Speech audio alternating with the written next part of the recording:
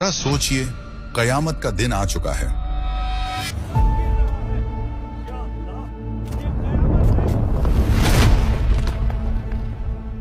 हिसाब किताब पूरा हो गया है। इंसाफ की तराजू सजा दी गई है। जन्नत और जहन्नुम बिल्कुल आमने सामने हैं। और इन दोनों के बीच में एक ऐसा पुल है जिसके बारे में सोचकर ही दिल कांप जाता है, रूह थर्रा जाती है। यही है पुल सिरात।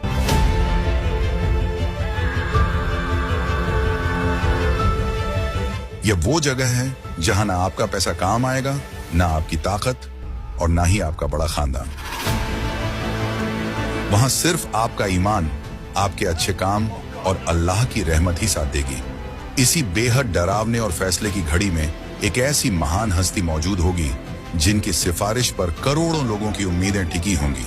वो हैं हमारे आपके प्यारे नबी हजरत मोहम्मद सल्लल्लाहु अलैहि वसल्लम। आज हम कुरान और हदीस की रोशनी में इस पुल सिरात की सच्चाई को समझेंगे। इसका डर, इसका इतना बारीक होना, इस पर से गुजरने वालों की हालत, और सबसे बड़ी बात यह है कि हमारे नबी इस पुल पर अपनी उम्मत को बचाने के लिए कैसे मदद करेंगे। यह वो सच है जिससे कोई इंसान भाग नहीं सकता, वो रास्ते जिनसे हर आत्मा को गुजरना ही पड़ेगा। कुरान हमें सावधान करता है कि कयामत का दिन ऐसा भयानक दिन होगा जिस दिन इंसान अपने सबसे करीबी रिश्तों से भी मुंह मोड़ लेगा।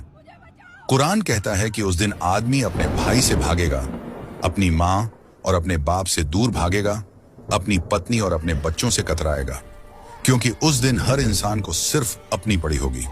कोई किसी का सहारा नहीं बन पाएगा। हर तरफ बस एक ही आवाज होगी, हाय मेरी जान, हाय मेरी जान। इंसान अपने किए हुए कामों के बोझ के नीचे दबा होगा। हदीस में आता है कि लोग अपने पसीने में डूब रहे होंगे।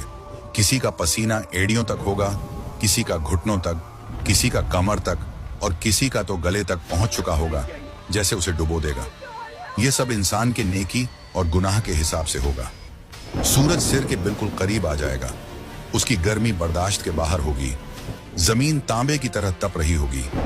लेकिन इसी खौफनाक मैदान में एक बहुत ही सुकून देने वाला नजारा भी होगा, रहमत का, सिफारिश का और अपनी उम्मत की भलाई चाहने का।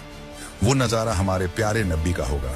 जब सब अपनी जान बचाने में लगे होंगे, उस समय नबी करीम सल्लल्लाहु अलैहि वसल्लम की जुबान पर बस यही शब्द होंगे, या रब उम्मती उम्मती।